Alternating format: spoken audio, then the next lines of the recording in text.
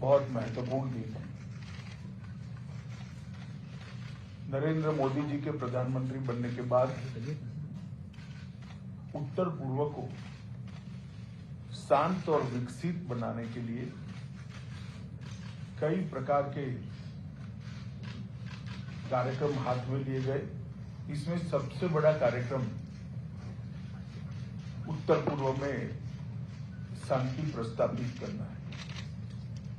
इसमें आज एक बड़ा मील का पत्थर हम पार कर कर आगे बढ़ रहे हैं। असम के आदिवासी समूह के लगभग 1100 के आसपास जवान हथियार छोड़कर मेन स्ट्रीम में आ रहे हैं। इस अवसर पर उपस्थित डॉक्टर हेमंत विश्व शर्मा जी, सम्माननीय मुख्यमंत्री असम श्री रामेश्वर तेली जी, केंद्रीय पेट्रोलियम और प्राकृतिक गैस के राज्य मंत्री श्री संजय किशन जी, मंत्री असम सरकार, पल्लव लोचन दास जी, लोकसभा के सांसद, श्री कामाख्या कासा, राज्यसभा के सांसद, अन्य उपस्थित सांसदगण, पूर्व सांसदगण, श्री अजय कुमार भल्ला जी, मुख्य सचिव असम सरकार, डीआईजी तपन कुमार डेका जी, श्री पीयूष गोयल जी, डीजीपी असम सरकार श्री भास्कर ज्योति जी, एके मिश्रा, जिनके दिन में नॉर्थ ईस्ट के सभी हथियारी ग्रुपों के साथ बातचीत करने का काम गृह मंत्रालय ने दिया है। और आज सबसे बड़ी स्वागत में मेरे सभी आदिवासी समूहों के भाइयों का हृदय से गृह मंत्रालय में आप सबका स्वागत करता हूं, आप सभी का अभिनंदन करता हूं। मित्रों, आज जो ये कार्यक्रम है वो कार्यक्रम एक लंबे समय से 2014 से जो हमने प्रक्रिया प्रारंभ की है, नॉर्थ ईस्ट को शांत और समृद्ध बनाने की, वो प्रक्रिया का महत्वपूर्ण पड़ाव है। गृह मंत्रालय ने पूरे नॉर्थ ईस्ट को शांत और समृद्ध बनाने के लिए उत्तर पूर्व की अद्भुत संस्कृति का संवर्धन और विकास करने का फैसला लिया है। इसके साथ साथ सारे विवादों का समापन कर कर एक चिरकालिक हमेशा के लिए शांति उत्तर पूर्व में हो, नॉर्थ ईस्ट में हो, असम में हो, इसका भी रास्ता गृह मंत्रालय प्रशस्त करने का प्रयास कर रहा है। इसमें दो प्रकार की बाधाएं थी। कुछ संवादहीनता के कारण, अलग अलग हितों के टकराव से अनेक ट्राइब्स के ग्रुपों ने अपने अपने हाथ में हथियार उठा लिए और इसके कारण ग्रुप के बीच में, ग्रुप और राज्यों की पुलिस के बीच में, ग्रुप और केंद्र सरकार के सशस्त्र बलों के बीच में कई मुठभेड़ें हुई, हजारों लोग मारे गए, दोनों ओर से मारे गए, जनता भी मारी गई, पुलिस कर्मचारी भी मारे गए, सशस्त्र बलों के जवान भी मारे गए और हथियारी ग्रुपों के युवा भी मारे गए। हमने तय किया है कि 2024 के पहले राज्यों के बीच में सीमा का विवाद हो, चाहे ये सारे सशस्त्र ग्रुपों की बात हो, हम हर विवाद को समाप्त करना चाहते हैं। तो एक और असम की और उत्तर पूर्व की संस्कृति का संरक्षण और संवर्धन करना, सारे विवादों को समाप्त कर कर सारे सशस्त्र गुटों के साथ समझौता कर कर पुनर्वसन करना, और तीसरा विकास की गति देकर उत्तर पूर्व को देश के बाकी के हिस्सों के अनुरूप विकसित बनाना। ये 3 मोर्चों पर हमने काम चालू किया और विगत 3 साल में ढेर सारे समझौते भारत सरकार, असम सरकार, अन्य सरकारों ने आपस में भी मिलकर किए हैं। भारत सरकार, असम सरकार और सशस्त्र गुटों के बीच में भी 2019 में NLFT के साथ समझौता हुआ, जिसमें त्रिपुरा का हथियारी ग्रुप था, इन लोगों ने भी आत्मसमर्पण किया। 2020 में 23 साल पुराने ब्रू रियांग शरणार्थी संकट को भी मिजोरम सरकार और त्रिपुरा सरकार के साथ मिलकर रिजॉल्व किया गया।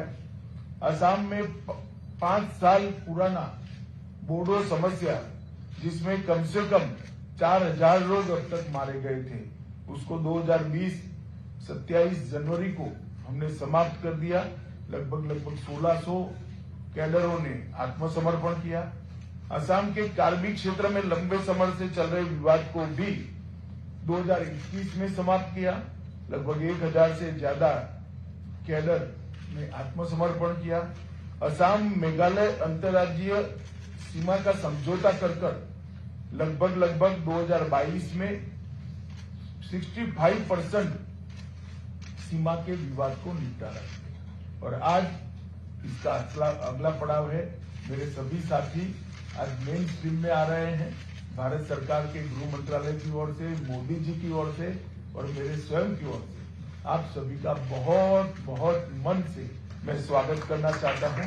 और आपके पुनर्वसन के लिए जो कुछ भी इस एग्रीमेंट में किया है, ये सुनिश्चित करेगी भारत सरकार और असम के मुख्यमंत्री और असम सरकार मिलकर ये पूरा पालन करेगा।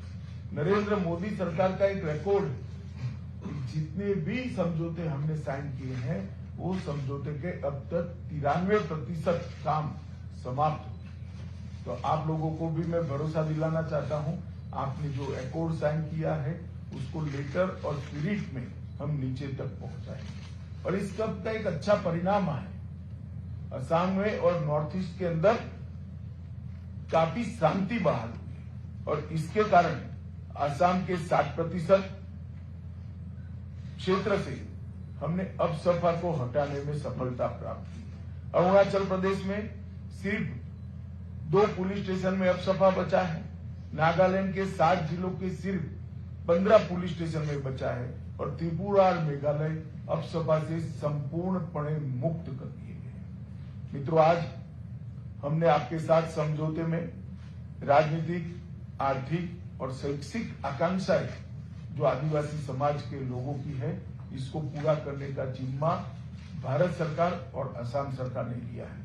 सामाजिक, सांस्कृतिक, भाषीय और जातीय पहचान न केवल सुरक्षित हो और मजबूत बने, इसके लिए भी भारत सरकार ने आपके साथ, असम सरकार ने आपके साथ एग्रीमेंट किया है।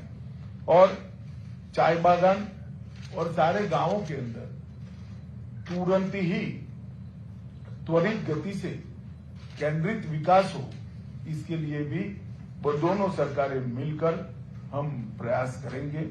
एक जनजातीय कल्याण और विकास परिषद की स्थापना भी असम सरकार करेगी और भारत सरकार चाय बागान श्रमिकों के कल्याण के लिए भी अनेक उपाय हाथ में लेगी।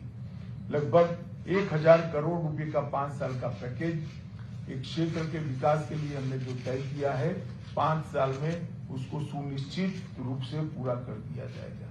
मित्रों, इस अवसर पर मैं आप लोगों को कुछ आंकड़े जरूर बताना चाहता हूं कि घटनाएं जो पहले आतंकवाद से संबंधित घटनाएं जो नॉर्थ ईस्ट में 2014 में जब मोदी जी की सरकार आई थी तब 824 होती थी सालाना, वो घटकर 158 हो गई और जो जवान मारे जाते थे वो 181 मारे जाते थे। जिन्होंने हथियार हाथ में पकड़ा है वो अब 6 मारे जाते हैं। सिक्योरिटी फोर्सेस जो पहले हर साल 20 मारे जाते थे अब 2 मारे जाते हैं। सिविलियन पहले 212 मारे जाते थे अब सिर्फ 6 मारे गए हैं और सरेंडर